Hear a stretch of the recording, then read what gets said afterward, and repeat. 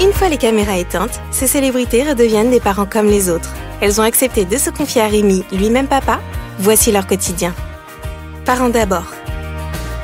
Bonjour à tous, nouvelle saison de ce programme que vous êtes de plus en plus nombreux à écouter. J'ai la chance d'avoir aujourd'hui à mes côtés un animateur très populaire, un couteau suisse, aussi bien capable d'animer des grands divertissements sur TF1 que des tranches d'infos beaucoup plus sérieuses sur LCI. Il s'agit... Encore que, dit-il, il s'agit, vous l'avez reconnu à sa voix, de Christophe Beaugrand. Bonjour Christophe. Bonjour, merci. Bonjour Rémi, ça va bien ? Ça va très bien et c'est moi surtout qui vous remercie d'avoir accepté d'être le parrain de cette deuxième saison. Je suis honoré. Vous allez, c'est le principe de ce podcast, nous plonger dans votre quotidien de papa avec votre mari Guylain. Vous avez un enfant. Première question toute simple.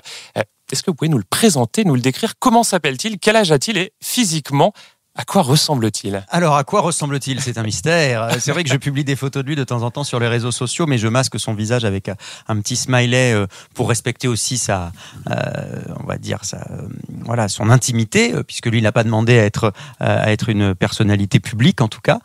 Donc il s'appelle Valentin. Il a maintenant 10 mois. Il va avoir fêter son premier anniversaire le 9 novembre. Il est né le 9 novembre 2019.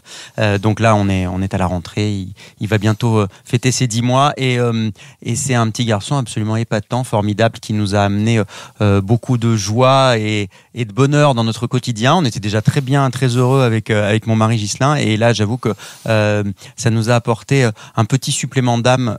Et je pense que tous les parents qui nous écoutent savent ce que c'est, ce que ça représente de fonder une famille. Donc voilà, c'est un petit bonhomme qui est très très en forme, qui veut absolument marcher, qui est plutôt assez vif, plutôt moteur, en avance, ouais, très moteur, mais il parle aussi beaucoup. Enfin, il parle. Et il fait beaucoup de bruit. En tout cas, il fait beaucoup comme ça. Enfin, c'est un bébé en même temps, c'est normal, mais je comprends pas encore toujours tout très bien.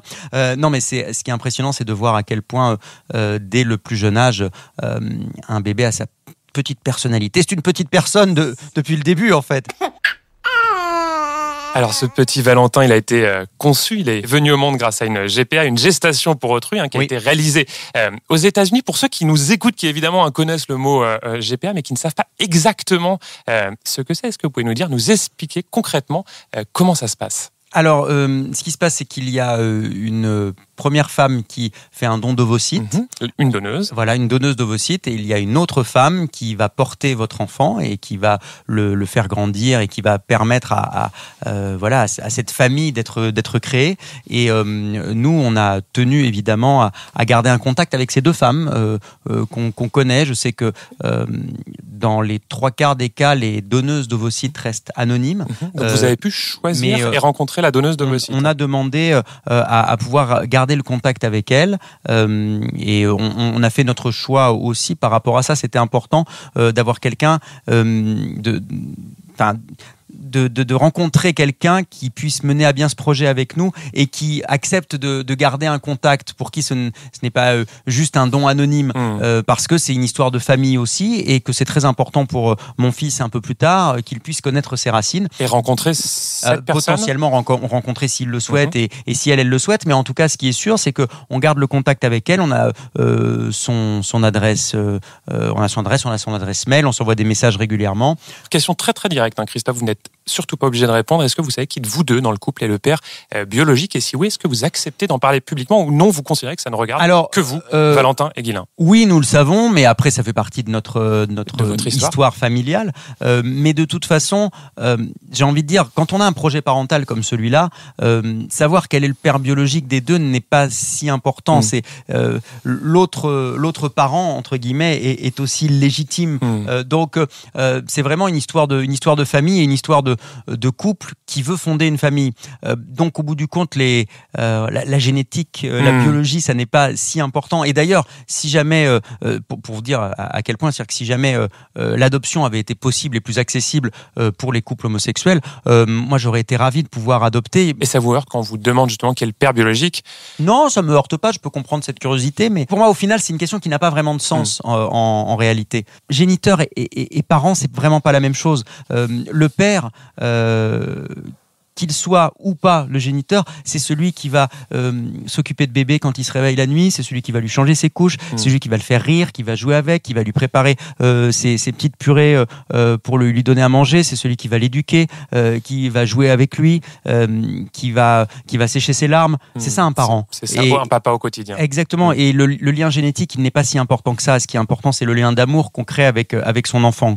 Alors cette GPA dont on parle, ça a été un processus, je crois, extrêmement laborieux, parcours semé d'embûches, comme toujours, qui a duré, je crois, 2 longues années. Quelles ont été les principales difficultés que vous avez rencontrées, Christophe ? Et encore, on a de la chance. Nous, ça a été assez rapide parce qu'on a la 2 ans, chance c'est ça. Ouais, 2 ans à peu près, à partir du moment où on a pris les premiers contacts. Donc, ça, par rapport à d'autres cas, j'ai d'autres amis pour qui ça a duré 3 ans. On a eu la chance que tout fonctionne du premier coup, on va dire, assez facilement. En tout cas, ce qui est sûr, c'est que quand je lis sur Internet parfois des critiques, on m'en a un peu envoyé de cet acabit, mais ça existe, en disant « Ah, vous êtes allé acheter un enfant comme un objet, etc. » Ça n'a tellement rien à voir. La démarche est tellement longue, tellement complexe. On vous interroge sans arrêt sur votre volonté de parentalité, sur votre capacité à affronter tous ces obstacles, à réussir à dépasser les échecs, parce qu'il peut y avoir des échecs, que finalement, c'est vraiment pas... on ne devient vraiment pas parent par hasard quand on fait ce type de démarche-là. C'est-à-dire que son enfant, on a voulu fonder cette famille et vraiment quand des gens parlent d'abandon, par exemple, en disant il a été abandonné par sa mère, ça n'a rien à voir. C'est au contraire un enfant qui a été encore plus voulu que les autres, qui a été tellement désiré, y compris par les femmes qui nous ont aidés à réaliser ce projet-là. Parce qu'en aucun cas, il y a un abandon, c'est à l'inverse, un don d'ovocytes d'un côté et le don de soi pendant 9 mois pour s'occuper de notre enfant et lui permettre d'arriver, de venir au monde. Voilà, donc il y a quelque chose de l'ordre du don et c'est pour ça qu'on a gardé un contact exceptionnel avec cette femme Whitney qui a porté notre bébé, ils se sont devenus des amis avec son mari Jacob et avec leurs 3 enfants. On s'envoie des messages régulièrement.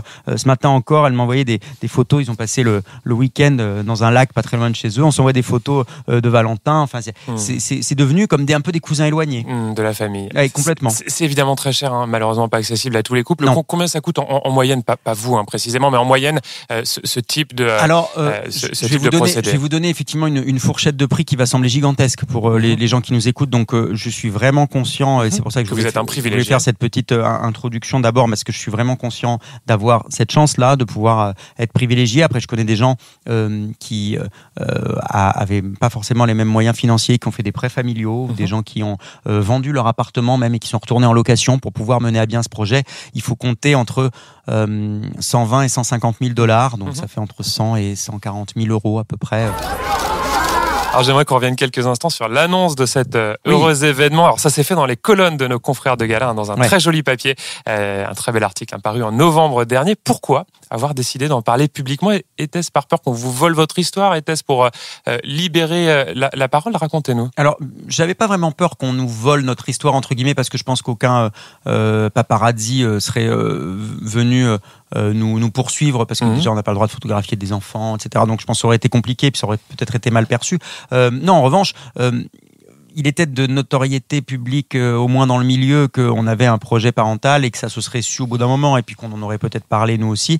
Et effectivement, on avait envie de raconter cette histoire pour contribuer à faire évoluer les mentalités. On l'avait déjà fait avec notre mariage, avec Ghislain, parce que pour moi, c'était très important de montrer que on est un couple comme un autre et qu'un mariage homosexuel, finalement, ça ressemble beaucoup à un mariage hétérosexuel. Bon, sauf que il se trouve que il y a, dans un cas ou dans l'autre, ou pas de robe ou pas de costume, ou éventuellement il peut y avoir un costume d'ailleurs, ou une robe d'ailleurs. Tout est possible. Tout est possible d'ailleurs, vous avez raison. Nous on était plus classiques, on a fait costume, mais non, mais c'était important. Je pense que les jeunes notamment ont besoin d'images pour pouvoir se projeter, pouvoir s'identifier. De figures publiques qui prennent la parole. Exactement. Ce qui m'a le plus touché, c'est toutes les réactions très positives que j'ai reçues, notamment de mamans, de mères de famille. Il n'y a pas que des homos qui étaient heureux de voir cet exemple-là, mais il y avait aussi tout un tas de mères de famille qui me regardaient à la télévision habituellement, qui n'étaient peut-être pas très au fait de tout ça et qui me disent « Ah, vous me montrez un exemple, ça me fait plaisir ». Il y a même des mamans qui nous ont écrit « j'ai appris que mon garçon était homosexuel, j'imaginais que j'allais jamais être grand-mère. Quand je vous vois, ça me fait plaisir, je me dis que c'est possible ». Donc non, j'ai eu quelques attaques, mais très peu nombreuses, et surtout 99% de témoignages très émouvants. est très joli. Peut-être un mot effectivement sur ces jolies réactions, mais aussi, vous le dites, quelques messages de haine, de remise en question de la légitimité. C'était ça de cette démarche, de GPA. Mais pas beaucoup, franchement. Comment vous les vivez ces attaques à ce moment précis, quand on est jeune papa, on dort pas beaucoup, on est forcément à fleur de peau, on a envie de montrer son bonheur. Non, mais on en parlera dans quelques instants du sommeil. Mais comment vous les vivez à ce moment-là, ces attaques? C'est vrai qu'il y a pu avoir quelques attaques violentes, mais elles ont été tellement peu nombreuses et tellement contrebalancées par des choses très positives qu'il n'y a pas eu de souci. Non, ce qui était intéressant, c'est qu'il y avait aussi des gens qui se posaient des questions. Des gens qui pouvaient avoir un doute sur la matérialité. C'est pour ça que je vous ai posé la question d'expliquer ce que c'était aussi concrètement une GPA. Et qu'il y avait parfois des fantasmes en disant vous avez utilisé le corps d'une femme, etc. Et on lui expliquait que j'ai fait un peu de pédagogie aussi sur les réseaux sociaux en discutant avec les gens à partir du moment où ils étaient respectueux et pas avec les gens qui insultaient évidemment, mais à partir du moment où les gens étaient respectueux et posaient des questions qui pouvaient être légitimes, parce que quand on connaît pas, et puis il y a beaucoup aussi de militants contre la GPA qui balancent beaucoup de mensonges sur les réseaux sociaux. Il se trouve qu'aux États-Unis, par exemple, pour citer cet exemple-là, on ne profite d'aucune femme dans la misère, par exemple, parce que je lisais beaucoup ça sur les réseaux sociaux, parce qu'aux États-Unis, la réglementation est très précise et que il faut ne pas avoir de besoins financiers. L'argent ne peut pas être une motivation financière, donc il faut avoir un minimum de revenus, il faut avoir une vie stable avec un couple, il faut avoir fait ses enfants, etc. Donc c'est en aucun cas une femme dans la misère. Alors je crois que c'est ce qui se passe, hélas, dans certaines autres filières, comme en Ukraine, par exemple. On en parle en ce moment, effectivement. Mais voilà, parce qu'il y a des questions qui se posent. Mais aux États-Unis, il y a ce qu'on appelle une filière éthique. C'est ça que j'essaye de faire aussi, un peu de pédagogie pour expliquer. Et puis après, je peux comprendre qu'on se pose des questions. Donc il suffit d'écouter, d'échanger et de comprendre les critiques et d'essayer d'expliquer comment on a vécu les choses pour faire avancer les mentalités. Je fais un petit pas de côté sur les réseaux sociaux où vous êtes, alors là pour le coup régulièrement, même très régulièrement, la cible de messages homophobes, violents. Comment est-ce qu'on arrive à se protéger et moi ça m'intéresse de savoir, est-ce que vous êtes déjà dit j'en ai marre de ces torrents d'insultes, je vais fermer pour toujours une bonne fois pour toutes mon compte Twitter? Est-ce que ça vous est déjà arrivé? Alors j'ai déjà entendu des artistes ou des personnalités qui disaient la même chose, qui disaient qu'ils voulaient... Mais alors là, moi, au contraire. C'est-à-dire qu'il n'y a aucune raison qu'à cause d'une poignée d'emmerdeurs, ce soit à moi de partir. Franchement, j'y reste. Non, il n'y a aucune raison. Enfin, moi, j'ai la chance de pouvoir, sur mes réseaux sociaux, dialoguer avec les gens. J'utilise beaucoup pour mon métier aussi, parce que c'est toujours intéressant d'avoir un feedback sur votre travail pour progresser aussi. Et les critiques, quand elles sont constructives, sont intéressantes. Donc, je ne voudrais pas mettre à mal ce lien-là que j'ai construit avec les gens pour quelques excités. Voilà, ce serait leur donner raison. Donc non, c'est pas à la victime entre guillemets, même si je me considère pas comme une victime, mais en tout cas, il faut pas renverser les rôles. C'est pas à la victime entre guillemets de s'en aller, c'est aux réseaux sociaux de faire le ménage et de faire en sorte de foutre dehors ceux qui insultent, ceux qui agressent et ceux qui mènent une vie impossible aux autres. Vous attaquez en justice quand ça m'est arrivé, mais il faut que je vous dise les choses, c'est que c'est extrêmement compliqué aujourd'hui. C'est très difficile de trouver des adresses IP. Des gens se mettent à se domicilier à l'étranger, donc il faut pas se voiler la face. Aujourd'hui, c'est très très compliqué. Donc il faut que les plateformes prennent les choses au sérieux pour essayer de mettre en place des mesures pour éloigner la haine et les humiliations et le harcèlement sur Internet, parce que la justice, c'est très compliqué, c'est très long, donc c'est un peu décourageant, on va dire. Alors Christophe, ça fait déjà quelques minutes qu'on discute, c'est passionnant que vous nous parlez de votre histoire, de votre chemin que vous avez dû parcourir avant de devenir papa. Je vais vous proposer une petite respiration avec un quiz. Très bien. Ça s'appelle le Daddy Quiz. Alors, le Daddy Quiz, c'est la tradition dans ce podcast. Pour vérifier si je suis un bon papa, c'est ça? Vous allez voir. Non, c'est des questions surprenantes. Je vais vous poser quelques questions en rafale. Vous devez répondre. C'est le but du jeu, de manière très courte, juste en quelques mots. Réfléchir. On n'a pas le droit de développer. Évidemment, pas de joker, sinon ça non, ça serait trop facile. Bon, je trouve une réponse en tout cas. Est-ce que vous êtes prêt, Christophe? À tout. Christophe, si vous deviez confier votre fils Valentin une journée entière pour un babysitting à l'un de vos collègues animateurs de TF1, un seul, lequel serait-il?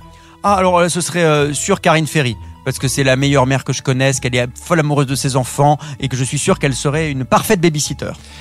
Si vous deviez choisir à la télévision ou parmi vos amis célèbres un parrain pour votre petit Valentin, lequel serait-il? Il a deux marraines en l'occurrence, puisqu'il avait deux papas, on s'est dit on va mettre deux marraines. Mais ce serait mon parrain à moi dans ce métier, celui que je considère comme tel en tout cas, ce serait Nikos. Et les deux marraines, quelles sont-elles? Les deux marraines sont ma meilleure amie et la meilleure amie de Ghislain. Vous est-il déjà arrivé, Christophe, de faire semblant de dormir la nuit lorsque Valentin se réveille en pleurant, évidemment, pour que Ghislain aille à votre place? Non, mais je soupçonne Ghislain de l'avoir fait déjà, ça. Non, généralement, j'ai le sommeil tellement lourd que il a pu arriver que je ne me réveille pas, mais je faisais pas semblant. Je dormais vraiment. Si dans quelques années, Valentin vient vous voir et vous dit « Papa, je veux devenir candidat de télé-réalité, un univers que vous avez pratiqué dans le passé, je vais le pistonner. Alors, qu'est-ce que vous lui répondez? Je lui donnerai des trucs. Si ça l'amuse vraiment, pourquoi pas? Je dirais de se méfier quand même, de faire attention. Je lui donnerai des conseils. Dernière question de ce Daddy Quiz. Songez-vous déjà avec Ghislain à avoir un deuxième enfant? Pas encore. Peut-être ça va venir, là pas tout de suite. Laissez-nous profiter de notre première paternité. Allez, on poursuit notre discussion avec une question là encore très directe. Comment est-ce que vous allez vous faire appeler, vous et Ghislain, par Valentin quand il sera en âge de parler? Est-ce que l'un de vous deux, ça sera papa, l'autre par un autre petit nom? Est-ce que les deux se feront appeler papa? Racontez-nous tout. Oui, je pense qu'en fait, c'est une question qu'on nous pose souvent dans notre environnement proche. Qui intrigue. C'est effectivement un sujet qui peut intriguer. Oui, bien sûr. Le quotidien d'un... En fait, on a envie tous les deux de se faire appeler papa. Donc, je pense qu'on va... j'ai des amis, pour le coup, un couple de filles qui ont fait ça. Et du coup, c'est maman. Et parfois, quand il y en a deux à côté, ça s'accompagne d'un prénom pour savoir à qui on parle plus précisément. Mais a priori, ce sera papa. Après, ce sera papa et papa. Donc, ce sera papa Ghislain et papa peut-être Christophe. Et papa Christophe. Ce sera à lui de choisir en même temps. Donc, on va voir comment les choses évoluent. Pour l'instant, quand il nous appelle, c'est essentiellement donc c'est pas encore très clair. On va voir. Ça va arriver vite. Mais oui, je crois. Ouais. Cette histoire, votre histoire que vous nous faites vivre, Christophe, avec beaucoup de sincérité, comment est-ce que vous allez la raconter à Valentin? Est-ce que vous avez déjà commencé à lui raconter? Comment ça va se passer? Oui, c'est très important de lui raconter d'où il vient, de lui raconter ses racines, parce que je pense qu'il n'y a rien de pire que de mentir à un enfant ou que de ne pas lui raconter les choses. Et pour tout vous dire, j'en avais parlé avec pas mal de gens qui ont déjà eu recours à des GPA, et puis j'en avais discuté avec des pédopsychiatres aussi. Et beaucoup croient en la mémoire utérine et au fait que les enfants comprennent des choses. Donc, pendant la grossesse, on est allé aux États-Unis, on avait fait la première échographie des 5 mois avec Whitney, et je lui avais beaucoup parlé en approchant ma bouche du ventre de Whitney. Et puis ensuite, quand on est reparti en France, puisqu'on ne pouvait évidemment pas passer la grossesse aux États-Unis, évidemment, j'ai continué régulièrement à envoyer des messages que j'enregistrais sur mon téléphone, des messages audio, pour qu'il l'entende et qu'elle lui faisait écouter. Et par exemple, on avait acheté un petit livre de musique avec les pages, on appuie sur les boutons, etc. Et du coup, elle lui faisait écouter régulièrement. Elle nous envoyait des vidéos où on voyait qu'il réagissait en bougeant des chansons en français. Et il avait une préférée, et je peux vous confirmer que c'est toujours sa préférée aujourd'hui. Il adore quand je lui chante, c'est l'araignée Gypsy, monte à la gouttière. Je pense que ceux qui... Tiens, voilà la pluie, Gypsy tombe par terre. Il adore.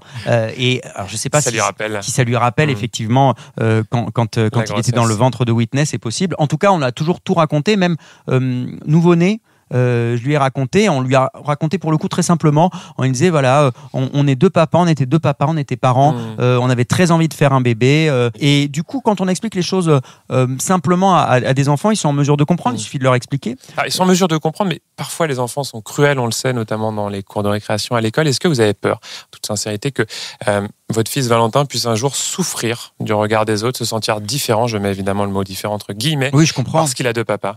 Alors, c'est une crainte que vous avez. Vous voulez que je vous dise, j'ai vraiment pas peur du regard des enfants. Généralement, le problème il vient des parents. Mais quand on élève son enfant correctement et qu'on apprend à son enfant la différence et la tolérance, je suis pas très inquiet. Peut-être il peut y avoir une surprise au début, une curiosité. Tous les gens sont pas opposés. Alors évidemment, si vous tombez en classe avec des enfants dont les parents sont manifs pour tous, oui, ça va peut-être être un peu compliqué. Si jamais vous avez la chance de tomber sur des parents qui sont un peu ouverts, même s'ils connaissent pas trop l'homoparentalité, justement nous rencontrer permettra peut-être pour eux de faire tomber un certain nombre de clichés, de stéréotypes. Donc c'est un travail qu'on doit faire. Et dans tous les exemples que j'ai dans mon entourage d'enfants nés de GPA qui ont grandi maintenant, j'en connais, j'ai des amis qui ont une fille qui a 18 ans en l'occurrence, ils nous disent tous, et c'est assez marrant, qu'à l'inverse les enfants sont très fiers, défendent leurs parents. Et donc du coup, ils n'en souffrent pas. Au contraire, ils ont l'impression d'avoir quelque chose en plus peut-être à défendre. Et généralement, sont des enfants en tout cas qui sont élevés dans sans doute une plus grande compréhension de l'autre, de la différence, de l'évolution de la société. Donc ils sont généralement en phase avec la vie contemporaine en tout cas. Une question très naïve. Est-ce que vous êtes déjà posé la question de la sexualité future de votre fils quand deux papas ont un petit garçon? Est-ce qu'il a plus de chance ou de risque, employons le mot chance, de probabilité, comme ça c'est neutre, de devenir homosexuel? C'est une vraie question il y a des gens qui me posent cette question, c'est marrant, mais toutes les études qui ont été faites, parce qu'il y a des études, il y a du recul notamment aux États-Unis parce qu'il y a eu beaucoup de familles homoparentales. En France, je crois pas qu'il y ait d'études en ce sens, je les connais pas en tout cas, il y en a peut-être, montrent qu'il y a le même pourcentage, ni plus ni moins. Donc finalement, il y a relativement peu de probabilité que Valentin soit homosexuel, mais si jamais il l'était, eh bien nous l'accepterions tel qu'il est. Et s'il est hétéro, c'est bien, ça fera la tolérance dans tous les cas. Ça fera une belle fille à la maison, ça changera. Alors au quotidien, un enfant en bas âge, c'est beaucoup de boulot. C'est du boulot, ouais. Et oui, j'aimerais savoir. Mais c'est génial. Alors j'aimerais savoir concrètement comment vous répartissez les tâches avec Ghislain. Est-ce qu'il y en a un qui est plus en charge de la nourriture, l'autre des couches? Comment ça se passe? Qui fait quoi à la maison? Je dirais que c'est vraiment partagé pour le coup. C'est marrant parce que j'ai le sentiment, alors c'est dans ce que je vis, alors c'est peut-être un exemple personnel, mais j'ai le sentiment que quand il y a un couple de deux papas, il y a un partage des tâches qui est plus équilibré. En tout cas plus naturellement équilibré. J'ai l'impression que dans les couples hétéros que je connais en tout cas, donc je voudrais pas trop m'avancer, mais quand même très souvent il y a quelque chose qui fait que on dit il y a les tâches maternelles quand même. Donc voilà, c'est la maman à qui on laisse faire beaucoup de choses et le papa fait un peu moins. Déjà évidemment quand la maman donne le sein par définition, voilà forcément le papa il peut rien faire. Mais du coup nous j'ai l'impression que c'est vraiment à égalité. Alors après oui, je suis un peu plus moi c'est moi qui prépare la bouffe à la maison, même pour toute la famille. Hein. Donc je suis peut-être un peu plus, j'aime bien, je prépare les petits pots, ce genre de choses. Mais Ghislain donne autant à manger à Valentin que moi. C'est peut-être un peu plus moi qui prépare parce que je pense que s'il préparait je pense que Valentin ne voudrait pas en manger.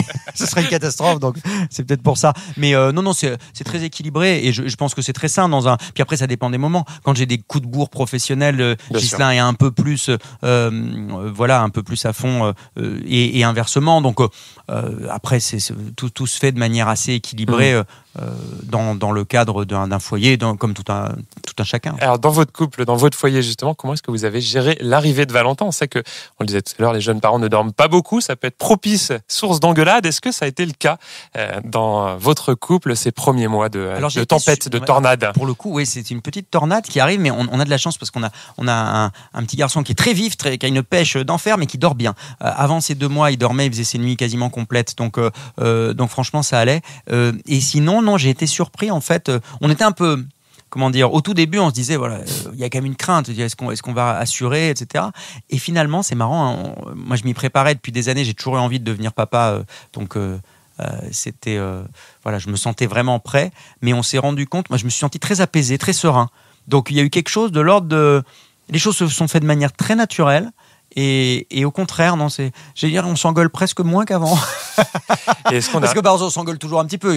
Il a un sale caractère quand même, mais du coup, non, mais ça se passe de manière très naturelle. Est-ce qu'on arrive à garder une vie amoureuse, une vie intime, même quand on n'a plus une minute à soi? Alors, un peu moins quand même, mais oui, mais on a la chance que mamie habite à côté. J'ai ma maman qui habite à côté de chez nous, à quelques kilomètres, exactement. Donc du coup, quand on a besoin de se faire un petit repas en amoureux, de se retrouver un peu, et ma mère est tellement heureuse de pouvoir s'occuper de son petit-fils, elle est totalement gaga, donc ça fait plaisir à tout le monde. Donc non, et c'est vrai que dans un couple, quel qu'il soit, et je pense que ceux qui nous écoutent et celles qui nous écoutent seront d'accord, il faut se réserver toujours des petits moments à deux, garder des moments d'intimité, parce que sinon, oui, on peut se faire vite, dépasser par le quotidien avec un bébé. Alors, on parlait de votre maman, vous avez perdu votre papa très jeune, au début des années 2000. Ouais, j'avais 24 ans. Ouais. Et lui, seulement 55 ans, emporté par un cancer. Est-ce qu'il vous arrive d'imaginer le grand-père qu'il aurait été? Ah oui. Visualiser en train de jouer avec le petit Valentin. C'est frustrant, parce que alors maintenant, ça fait très longtemps que mon père est décédé, ça va faire 20 ans l'année prochaine, donc j'ai appris à vivre sans lui évidemment, mais j'y pense très souvent, bien sûr. Vous lui rendez hommage parfois sur les réseaux sociaux? Ça m'arrive, sur la fête des pères récemment, et c'est vrai que oui, forcément, on se dit comment il aurait... j'aurais été curieux de lui présenter Ghislain, il se serait bien entendu, je pense. J'aurais tellement aimé qu'il puisse être à notre mariage, j'aurais tellement aimé qu'il puisse voir que professionnellement ça se passe bien pour moi. Je pense qu'il aurait été tellement fier que je sois aux grosses têtes. Il était fan des grosses têtes quand j'étais petit, on écoutait tout le temps Philippe Bouvard. Ouais, c'était culte. Je pense qu'il aurait été très fier. Il m'a entendu dans On va se gêner chez Ruquier quand j'avais déjà commencé avant qu'il s'en aille. Donc il m'a vu en tout cas commencer à réussir ma vie professionnelle et je pense que ça l'a épanoui. Et la vie personnelle, ce petit garçon, il aurait évidemment il aurait gaga. Ah ouais, je pense qu'il aurait été gaga. C'était quelqu'un de très ouvert et c'est rigolo parce que je suis toujours très marqué par évidemment mon enfance et mon passé. On a passé tous nos étés sur le bassin d'Arcachon parce que on est originaire du sud-ouest de la France et mon papa avait un petit voilier et on allait faire du bateau sur le bassin d'Arcachon à l'île aux oiseaux, etc. Et il se trouve que pendant les vacances là au mois d'août, on a loué une maison au Pilat sur mer à côté de la dune du Pilat. Donc je vais lui faire faire ses premiers pas dans le sable, lui faire faire ses premiers pas dans le sable et les pieds dans l'eau du bassin. C'était symboliquement quelque chose d'important, familialement aussi. Je pense que mon père aurait été très content de ça. Donc ouais, c'était important pour moi. Et pour conclure ce podcast, j'aimerais vous laisser, Christophe, le mot de la fin. Ah bon Imaginons que votre petit Valentin tombe justement sur ce podcast dans quelques années. Vous croyez que ça existera encore, les podcasts, d'ici là? Ça sera comme une bonne vieille VHS. Ah bah oui, on dira, dans un magnétoscope. Qu'est-ce que c'était ringard, alors? Imaginons qu'il tombe quand même sur ce podcast. Quel message souhaiteriez-vous lui adresser à Valentin? Oh, alors ça, je ne m'étais pas préparé. Je vais y aller sans réfléchir. Valentin, je voulais juste te dire que tu es sûrement la meilleure chose qui m'est arrivée dans ma vie et qui nous est arrivée avec Ghislain et que c'est un bonheur de tous les instants de t'avoir eu, même quand tu étais insupportable, même quand tu te cognes et que tu te mets à hurler parce que tu veux essayer de te tenir debout et que tu n'y arrives pas. Alors là, au moment où tu m'écoutes, j'espère que tu as réussi à tenir debout et que tout va beaucoup mieux dans ta vie. Moi, depuis que j'ai vu ton petit visage le jour de ta naissance, la seule obsession que j'ai et que j'avais et que j'aurai encore, c'est de faire en sorte que tu sois le plus heureux sur cette planète et de te rendre tout le bonheur que tu nous as rendu. Voilà, je t'embrasse. Parents d'abord.